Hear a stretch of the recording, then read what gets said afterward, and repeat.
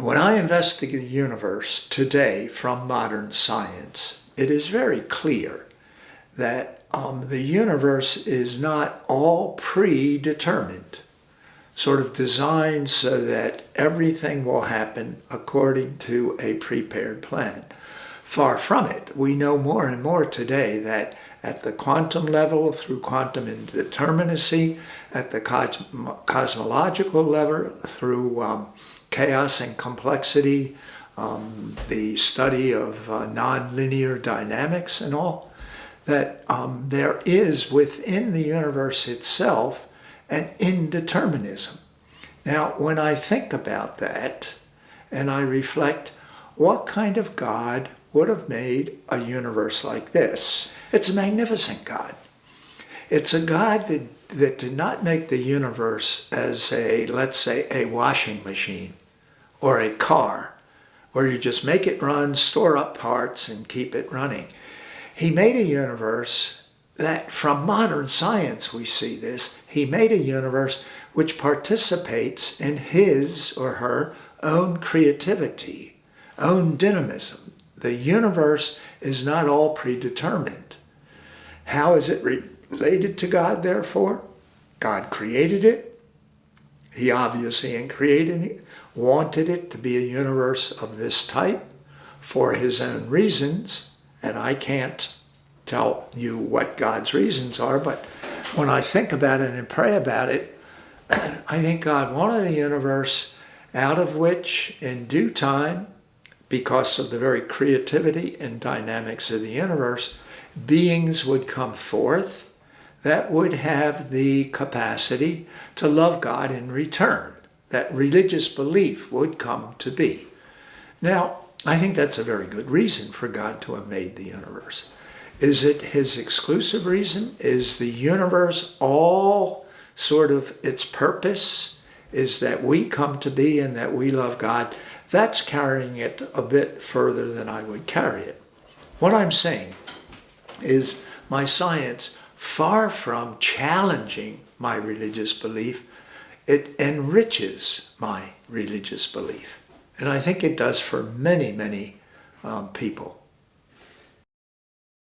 God made the world to make itself, that the world is creative. Within it, there is a creative dynamics.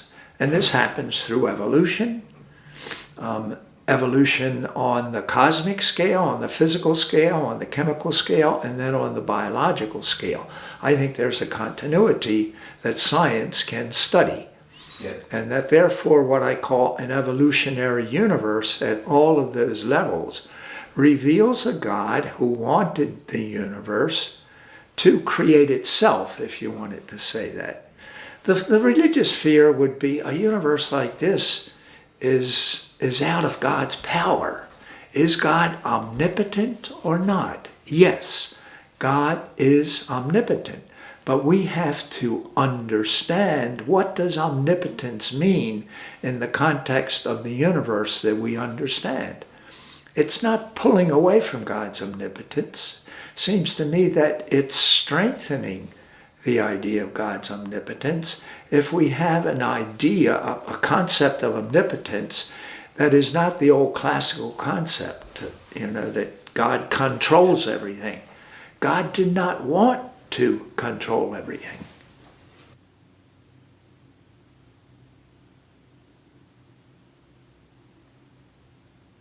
So when a priest looks through a telescope, depends on the priest, of course, but if a priest has any kind of spiritual dimension to his life, he will marvel that God made a universe that is so rich with physical reality, 10 to the 22nd stars, 10 to the 11th galaxies, planets. Now we've discovered planets around, more than 300 stars. So it appears from our initial investigations that the universe is also rich in planets and in planetary systems. So when we look at this universe through a telescope, a scientist is led to ask the question too, is there life elsewhere? I mean, a scientist who does not see the beauty of the universe is impoverished as a human being. I certainly see the beauty of gaseous nebulae out of which stars are being born, the structures of galaxies. There's a beauty there. There's no doubt about it. And beauty, it's a very difficult kind of idea to link with the scientific method, but nonetheless, all great scientists have said that beauty is one of the characteristics of a good scientific understanding of the universe, that the understanding has a certain beauty to it. Not necessarily symmetry, sometimes asymmetry adds to beauty, etc. But Einstein, people like that, certainly had kind of an intuitive idea that the best scientific theory is the one that reveals also not just the physical structure, but also reveals the beauty of the universe.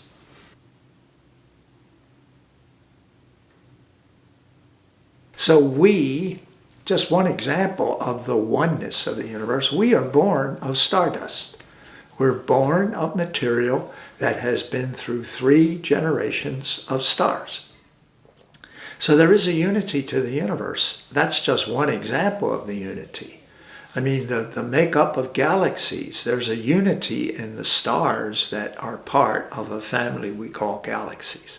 Okay, that's science. Yeah. It's clear that there is a unity to the universe. Well, does that mean anything to one who wants to go beyond science, transcend science?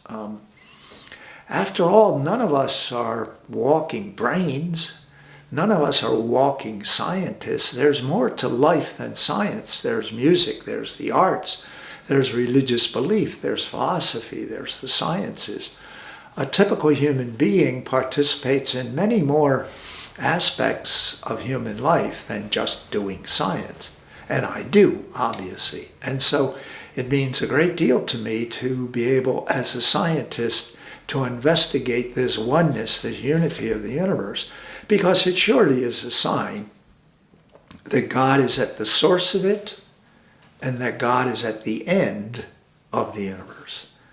From science, we have been able to establish very clearly that there are a whole system of constants of nature. We call them constants of nature because they appear to be constant from all our measurements. The velocity of light, the mass of the electron, mass of the proton, electric charges on them, the expansion rate of the universe over a period of time, all these constants, the Planck constant, the gravitational constant. In addition, the laws of nature, the law of gravity, of chemical composition, etc., right? Conservation of angular momentum.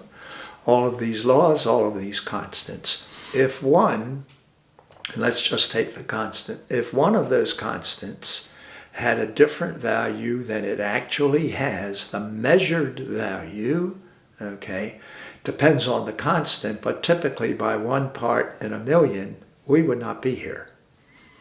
If the mass of the hydrogen, if the mass of the proton to the electron was different, then the rate of thermonuclear burning would be different, etc. And the Earth could not support life, okay? It would not be around long enough, or the sun would not be around long enough.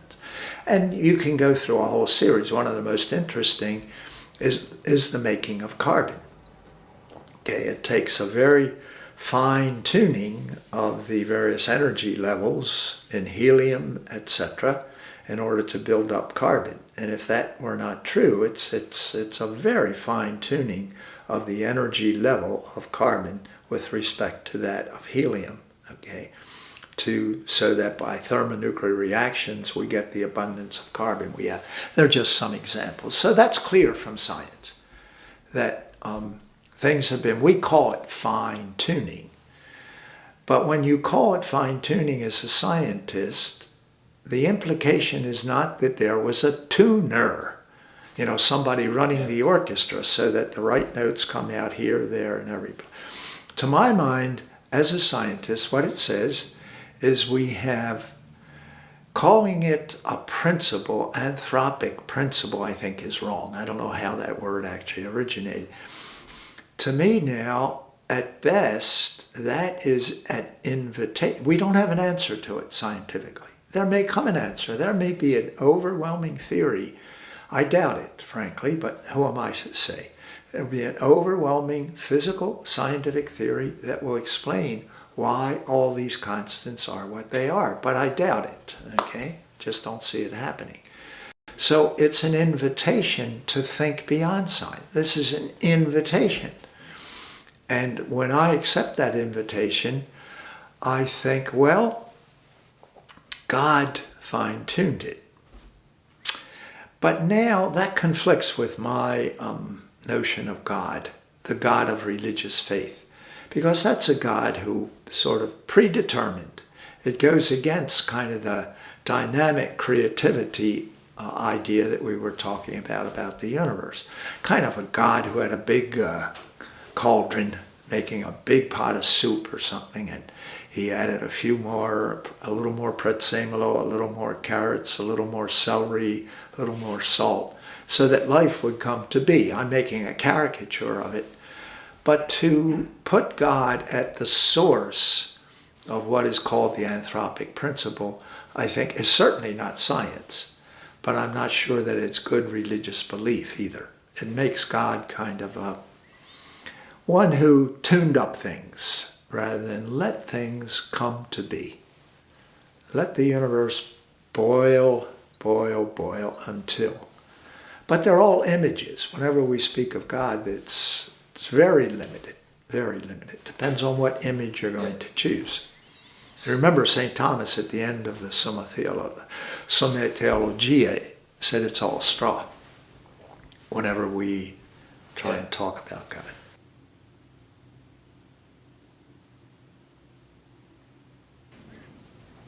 Chance, scientifically speaking again, is an important element in the process of the evolutionary universe, but it's not the only element. Okay? And religious believers are wrong when they sort of don't want chance, and scientists are wrong who think it's only chance.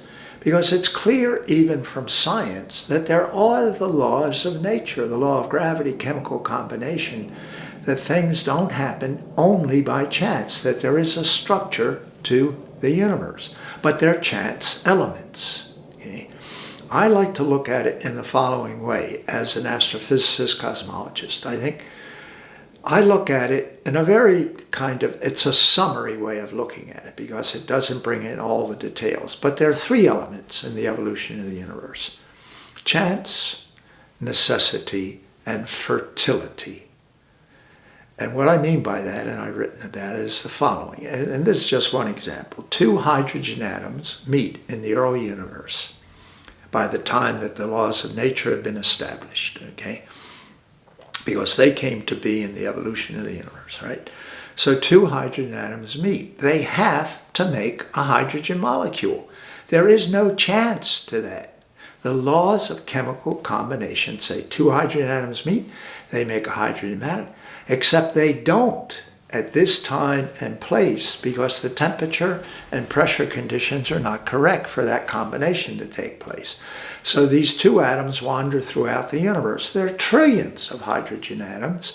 They're meeting over a 14 billion year period in this universe. There are 10 to the 22nd stars pouring out all of this chemistry. So by chance, and we can put a probability, we can put a number on this, around some stars it happens more readily, around other stars because of different temperature conditions less. But a certain number of times you're going to get a hydrogen molecule. But it didn't happen purely by chance. It happened because it had to happen if the circumstances were correct, and the circumstances are not always correct. That's what I mean by chance. It's not always. It's sometimes. But you get hydrogen molecules. Two hydrogen molecules meet. They meet with an oxygen. They have to make water, but they don't, etc., etc. Do you see what I mean? Yeah. So chance and necessity are dancing, I call it, in a fertile universe.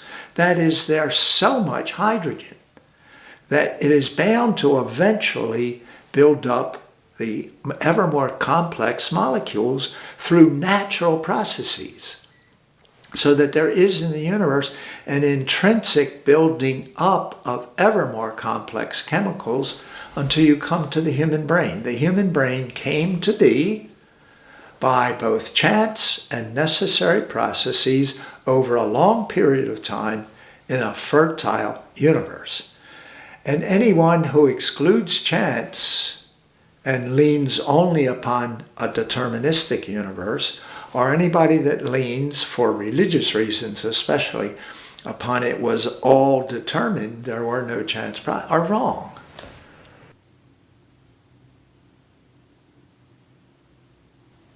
I don't need a personal God. Anyone who needs God, okay, at the end has a God who is not God. God, it's a little hard to say this, it reveals what I think religious faith is all about. God loved me. God found me. St. Augustinian said many times, God, I searched you down the highways and down the byways. I searched you day and night, and I only found you when I realized that you, God, found me. And I'm firmly in that way of my relationship to God. God loved me. It wasn't a miracle. He loved me through my family, through my teachers. I revolted. Faith goes back and forth. Consequently, needing God, okay, is something way off in the side, sort of, in the bleachers with respect to this stadium, if I can use that metaphor, which is my relationship to God. My relationship to God, God loved me, and I try and return that love. As I return that love, I find that I have need of God. But that's only a second moment. And I had a conversation with Richard Dawkins about this. You may have seen it. The misunderstanding of a lot of these people is that I need God to fill either a vacuum in my emotional life, my psychological life, or in my inability through science to get ultimate answers. Dawkins says, I don't need God. I can explain everything I observe. That's fine, Richard. Actually, you can't. But even if you could explain everything, God is not a source of explanation. And unfortunately, to many religious believers, God is that. He's a source of explanation rather than a source of love, and that he was the first one to love us. I have many Catholic friends even who pray that we scientists will not find answers to certain questions so that they can continue to believe in God. That's, if I may use the word, damnedest, dumbest attitude towards God and our search for understanding in the universe. God gave us brains in this dynamic universe to try and get the answers to questions without having to drag in God as a source of explanation. My firm conviction is that my religious belief, together with my scientific knowledge, gives me a fuller human living than one who does not integrate the two. I'm patting myself on the back. I'm just saying my experience, and that of many others, is that it gives a richer meaning to our whole existence. And nothing that I believe in the religious sense of the word contradicts anything I know as a scientist. And as I said before, my scientific knowledge helps to support my religious beliefs. I insist with the so-called new atheists, of which Dawkins is a primary example, that we're not walking scientists. I mean, there's more to human experience, human living, than science. There's more to human living than religious faith. But my sort of preaching on this issue is that the fullness of human living is had when one tries to integrate music, the arts, religious belief, philosophy, and not exclude on, frankly, not well-founded or at all well-founded grounds. It has to happen in any dialogue. It has to happen with goodwill and opening from both sides. So let's characterize it as a religious belief and science. It appears to me from the side of religious belief that there has to be an opening, more of an opening, and certainly Christian churches are growing more and more in that. There's no doubt about that. I mean, if you study the history of it, certainly the recent history over the past 20 or 30 years, you'll see that with the organized religions, okay? But at the same time, that from the point of view of the organized religions, that opening is happening, there is what I call a die-in-the-wool, a very firm kind of fundamentalist tendency in religious faith that is like a rock. It's hard to break. It's hard to, and it's more characteristic of some religious congregations than others, but it flows through, you know. And that, to my mind, is very much of an obstacle, because the real hardcore fundamentalists are not very open to sort of a discussion of, for instance, how do we interpret Scripture and all of this. So on that end, I think things are promising, but there is this sort of vein of fundamentalism that is making it very hard to enter into dialogue. On the other hand, the scientific community has become more and more interested in dialogue. I mean, I've participated in a lot of it. A lot of my friends have, and a lot of atheists have, frankly, from the point of view of science talking and listening to religion.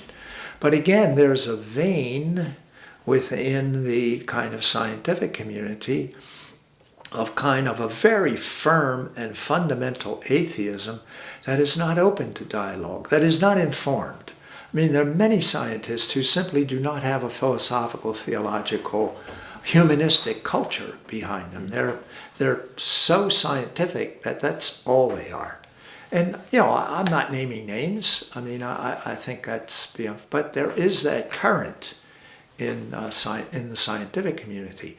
So the obstacles are this vein of fundamentalism in the religious communities and the vein of a rock-hard atheism that is not sort of open to the wider human interest. And I think they're the obstacles.